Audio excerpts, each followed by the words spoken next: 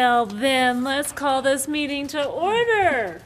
Let's do a roll call, please. Councilmember Dennehy? Here. Councilmember Gonzalez? Absent. Councilmember Jaquez? Here. Councilmember Reed? Absent. Councilmember B. Smith? Here. Mayor Pro Tem Hamrick? Here. Mayor Smith? Here. Thank you all for being here. And looks like, Ryan, we're probably turning this over to you. Is that right? Yes, we're going to be talking about frequent nuisance ordinance. There's a draft ordinance in your packets, and this ordinance has come about because we have some certain properties where we're dealing with issues on these properties on a very frequent basis. This proposed ordinance is to help address some of those concerns and actually expedite the process once we've gone through due process for the initial ordinance or the initial violations. So it's to address those concerns where 3 written notices to a property have been given in a 12-month period, and to make sure that we have open abatement orders in order to go in and abate these properties when these types of occurrences happen. Ryan, what's the current process for frequent or chronic? Well, we users? don't really have one for chronic. We take them on a case-by-case basis. So once we've abated them, if there's a new violation, then we start the process over. So it just starts all over from scratch, same Yes. problem, same place, same everything, and start all over from scratch. Yes, yeah, unless the judge, issues a ongoing abatement, and the prosecutor asks for that. But, this would help alleviate some of that and streamline that process. How many properties do you think we have had in the past year that were chronic? Right now, I would say we're probably dealing with 5 to 6. 5 to 6 that have had 3 violations in the past 12 months? I don't know specifically if they've been in the last 12 months, but they've been ongoing for the last several years. Okay. Councilmember Hamrick? Can I borrow your resolution? Yeah, I seem to have grabbed the wrong folder here. Thank you.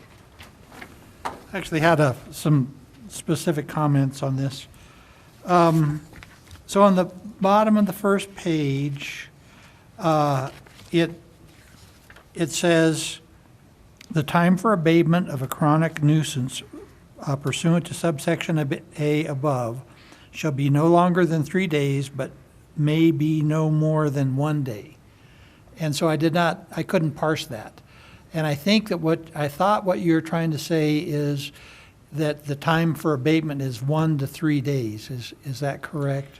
Yeah, and actually, if you can give me a moment, Catherine is supposed to be hopping on, so let me just make sure that she has Sure. the link for that, and then we can get her onto probably. And I've got another one once she gets on too. Then I'll give it back to you, Brandon. I don't actually need it for my question. Okay.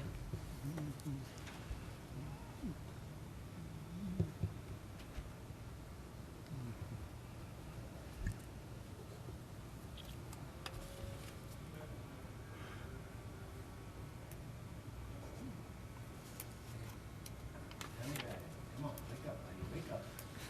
4:30 comes real early.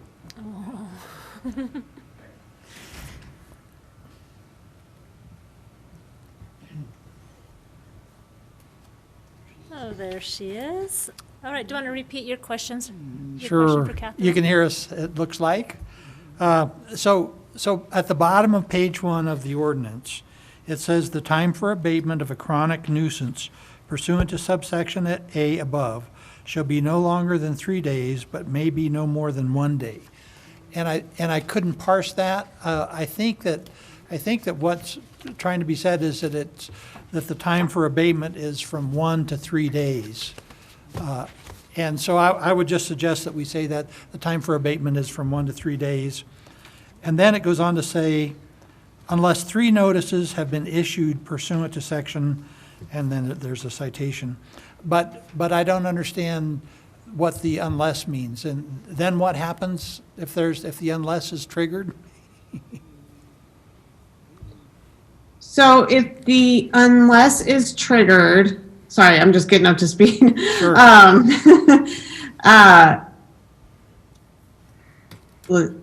Okay. So if the unless is triggered, then there's no time for abatement. So an automatic summons and complaint is issued. So they don't get that 1 to 3 day period. 1 to 3 day period to abate? Yeah. Okay, so I would recommend that we also include language like that in there that says exactly that unless notices have been issued, and therefore no time is given for abatement or something, so that it's clear. Because I was having problems with that. Thank you. Sure, not a problem. Councilmember Smith? I just wanted to ask if the PD or Judge Allen has seen this draft of the ordinance just for enforcement purposes. Yeah, I don't know that Judge Allen has seen it, but the PD definitely has, both the law enforcement side as well as the code enforcement side. Thank you. Can I ask why code enforcement's not here today? Seems like that would have been really applicable to have them here. Yeah, I think we may have had some wires crossed. Catherine, did you have something to say? Yeah, so I just want to talk a little bit about Judge Allen. So, and I think he would tell you this, that we definitely let him know when we pass ordinances for sure. But it's beyond his role, and it's actually not appropriate for him to comment on legislation.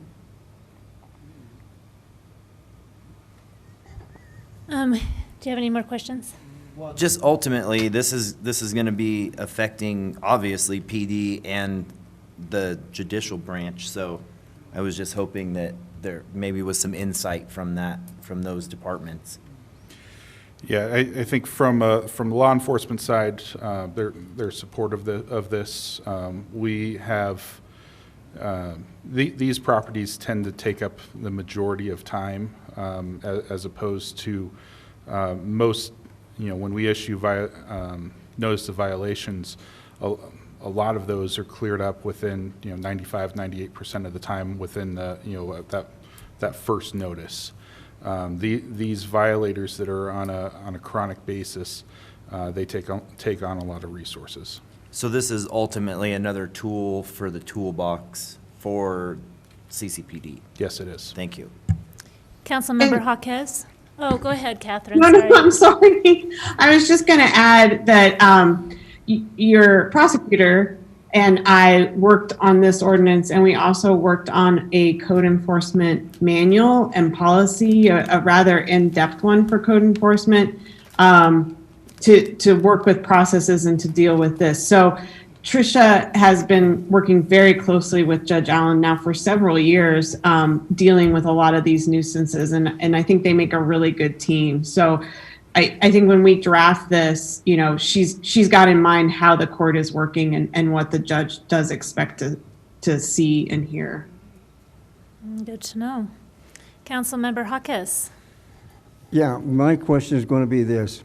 Is this something that's going to, in a sense, simplify and make the process move smoother and faster? I mean, it seems like we have a lot of problems with that, and it doesn't do us any good to change anything if it's not going to speed up the process. So at what point are we speeding up the process to make it shorter, faster, and easier for the code enforcement? Like I said, the judge won't hear it till it actually comes to him. But for those other folks, to make it quicker for them to do what they have to do and get the job done quicker, that's the main purpose for this ordinance? Yeah, so that's exactly right. This is it's to target a specific type of nuisance and to make that process for those nuisances faster. The ones that are really probably the ones that the community is most focused on and most aware of. And so it's to make that process faster for those particular nuisances. Councilmember Dennehy. Well, I want to say I like it. I think it's well-written. Our next trick, and I'm just throwing this out there, is we need to continue this on and see if we can't get this beyond the city limits into the Canyon City in Fremont County, because I think there's a lot there, but I think this is well-written, and I'm looking forward to seeing, because there is a lot of properties to clean. But, if we could work with, the county commissioners too, and maybe start working on some of that to get them to, just to help clean up, at least within the Canyon City limits, or, not Canyon City limits, but what we call Canyon City. Councilmember Jaquez. Yeah, the point I forgot to bring up earlier. Once this ordinance is done and it's all settled with all the rewrites and everything we have to do, and we get it through, down the roadway, what I would like is to get a report of how many people prior to this ordinance were under the purpose for this ordinance to be written, and then a 6-month period down the roadway, how much has it done to help alleviate the problem? And the reason for that is because now it gives us an idea that is actually making the process shorter and more simpler. So like I say, no rush. We got to get this all done. Once it's all done, and then we look at a time frame, get a report back to us so we can say, okay, we've accomplished what we're attempting to accomplish by passing this ordinance. Yeah, absolutely. For the benefit of the public, can we talk about what is considered a substantial threat to the health, safety, and welfare of the occupants of the property or neighboring properties? Catherine, Sure. you want to take that? Yeah, sure. So I think there's, a lot of what we see sometimes is people who keep their home in such a manner that they are bringing a health and safety welfare issue onto themselves. And a lot of times when we see those to such a substantial degree, it's affecting the neighborhood property. So, infestation of, rodents, food left out, things like that we've seen. So that would be one example. Another example can be certain criminal activities that are occurring on a property that are threatening the general neighborhood. So you could have issues with, potential drug dealing out of a home or something like that. Those are nuisances that could result in a substantial threat to the safety and welfare of the entire neighborhood. That's just a couple of examples. So to give you a real example, I'm not going to name the property, but we had one instance where the homeowner or renter was putting his trash out in the backyard and it was piling up. We had calls from neighbors who were having issues with rodent issues that were, that infestation for that property was leaking over into the neighboring properties. And this is one of those chronic situations that we've been dealing with. So some other examples, Ryan, would include maybe abandoned cars that homeless are living in for long periods of time, which usually in the past when we've abated the property, they've had warrants out for arrest or find out there's prostitution activities happening. Another yard that had human feces all over the yard. Mm-hmm. And Catherine, when you talk about food, we're not just like talking about leftover McDonald's, but like sometimes like a half a beef just left out to rot in the sun. I mean, we're talking substantial and extreme. Yes, we are. This isn't nitpicking at, your weeds are 18 inches high kind of thing. So I just wanted to make that clear. Yep. Yeah. No, these are, and Canyon's experienced some of these very significant nuisances like the mayor is describing where, not just one package of meat was left out, but lots of packages of meat and other foods were left out to I guess, cook outside in the sun. And so we've experienced that a couple of times in Canyon. And so this ordinance is there to give us a mechanism to accelerate the abatement process on those very significant issues. Okay. And I do have a question, because on section 2, section 1.5, it talks about how a code enforcement officer would issue notices, within 3 times in a 12-month period, or if they're currently under abatement or prosecution, that kind of constitutes as chronic. But then on section below A, it talks about, I'm trying to see where that is. Oh, where a chronic nuisance shall be deemed to exist under the following circumstances. A property on which activity constituting a nuisance under the code is visually observed or otherwise witnessed on 3 or more occasions.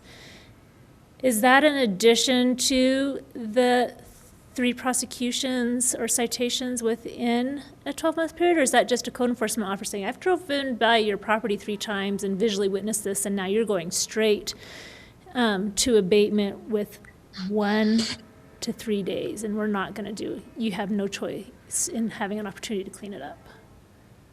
Right, so the way that it's worded right now, so if the officer, the community service officer witnesses or observes 3 or more occasions during a 60-day period, that's a chronic nuisance. And so you're correct, the abatement period would be that 1 to 3 days. And then the no notice period is if actually those 3 notices have been issued within a 12-month period, or the owner occupant is under a deferred judgment. And then there's no notice in that one, there's just a straight summons and complaint. So you're correct, like and we can change that in that 1A section to require something more other than the visual observation, if you would like. But yes, you're correct in the way that you're interpreting that. It just seems like somebody should have the opportunity to abate their property before there's just 3 visual observations. They have no clue if there's visual observations happening on their property unless they're giving notices. And then they're going to be blindsided by this pretty intense abatement process. Yeah, if we call a chronic nuisance 3 or more, let's just say 3 or more written notices within a 60-day period, we may have to rework the no notice section, because I'm not sure they're gonna fit together. I think there's gonna be a conflict there, so we could rework that, or we could do a combination of 1 written notice and 2 subsequent observations, so that there is some notice, so the person is aware that they've violated the code, the nuisance regulations. That might be an option as well. We could do that.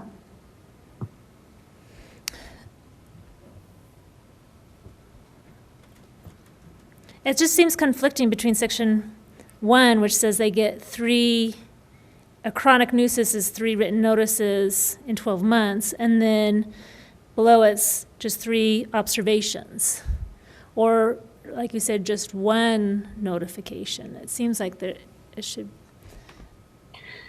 Yeah, be so some we process can there. do that. We can give 1 notice and then 2 subsequent observations in a 60-day period. I mean, there can always be additional notices. There's nothing that prohibits additional notices from being given during that 60-day period. It's not going to change whether something's a chronic nuisance. So we could give 1 notice, 2 subsequent observations within a 60-day period as a chronic nuisance, and then that nuisance would be subject to the 1 to 3 day abatement period upon further notice. Okay, so that would be 2 notices by that point. And then, if they've given 3 in the last 12 months, so it's a, larger expansion of time, so it's a year instead of, 2 months, then they get no notice when, the community service officer decides to send them to court over it. They just get the summons and complaint and no further notices. But by that point, they would have had at least 3 notices, if not more. Councilmember Jaquez? Based on the conversation we're having. Your microphone, please. Based on the conversation we're having now, I would hope that the code enforcement officer that's taking this action is just not relying on visual observation, and they are actually taking photographs. Because you can say, when I looked over there was this and that and everything else, okay, but what's looking bad to you in your eyes may not actually be bad with what's looking into the eyes of somebody else. So I would hope, if they're not doing it now, there's some way we can get it in there that they actually take photographs of what they are visually observing. A photograph is more important than the visual observation, especially if it has to come to a court proceeding, you know? Again, we're looking at quite a amount of time before they go to court, and the visual observation may not be as good 1 year down the roadway as the pictures would be. You're absolutely right. And they are required to take photos pursuant to their policy manual that we created with the prosecutor. So she's not going to prosecute a case without photos. She's not going to prosecute a case solely upon a visual account of what occurred. She's pretty strict about that stuff. So they're required to do that in their manual, and she's not going to move forward on a prosecution without that information. Mayor Pro Tem Hamrick. Well, on the issue of the A1, property on which activity constituting a nuisance under this code is visually observed, otherwise 3 times. The